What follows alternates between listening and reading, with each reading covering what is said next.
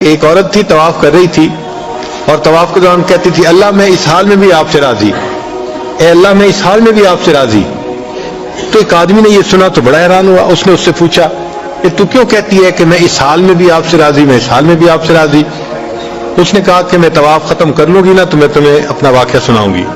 چنانچہ اس عورت نے اپنا واقعہ سنایا کہ میرے 3 بچے تھے، میں گھر کے اندر ایک دن تنور پہ روٹیاں پکا رہی تھی تو میرے بڑے 2 بچے جو تھے وہ گھر میں کھیل رہے تھے کمرے میں، اچانک مجھے شور کی آواز آئی تو وہ کہتی ہے کہ میں نے جب شور سنا تو میں وہیں سب کچھ چھوڑ کے تنور پر آٹا روٹیاں تو میں کمرے کی طرف بھاگی۔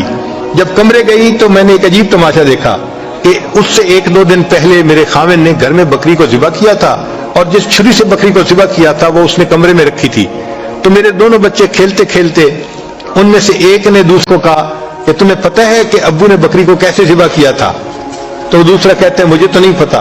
وہ کہتے ہیں اچھا آؤ میں تمہیں بتاتا ہوں کہ کیسے ابو نے ذبح کیا تھا۔ تو میرا درمیان والا بیٹا جو تھا وہ زمین پر لیٹ گیا اور بڑے لڑکے نے اس چھری کو اٹھا لیا۔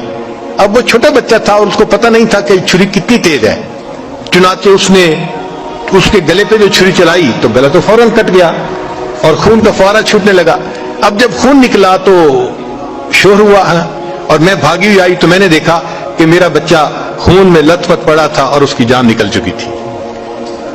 اب میں نے سوچا کہ میرا بڑا بیٹا کہاں ہے جس نے یہ حرکت کی تھی؟ وہ ڈر کے بھاگ گیا تھا اور کہیں چھپ گیا تھا۔ کہنے لگی میں نے اسے دوسرے کمروں میں دیکھا تو کہیں نظر نہیں آیا۔ جب صحن میں آئی تو وہاں میں نے تنور کے لیے کچھ لکڑیاں رکھی ہوئی تھیں، ان لکڑیوں کے پیچھے وہ جا کے چھپا تھا۔ کہنے لگی میں نے پیچھے سے اس کو جا کے جب دیکھا تو اس نے مجھے کوئی جواب نہیں دیا۔ جب میں قریب گئی تو مجھے پتا چلا کہ اس جگہ کے اوپر ایک سانپ بیٹھا ہوا تھا۔ یہ بچہ چھپنے کے لیے جب لکڑیوں کے پیچھے گیا سانپ نے اس کو ڈسا اور یہ بھی وہاں مرا پڑا تھا۔ کہتے میں اس کی لاش اٹھا کے لائی، ایک بچے کو ایک چارپائی پہ لٹایا اور دوسرے بچے کو دوسرے چارپائی پہ لٹایا۔ پھر اس کے بعد میں نے فیل کیا کہ میرا تیسرا چھوٹا بیٹا جو کرالنگ کرتا تھا، رینگتا تھا، وہ کہاں ہے؟ وہ مجھے نظر نہیں آ رہا تھا۔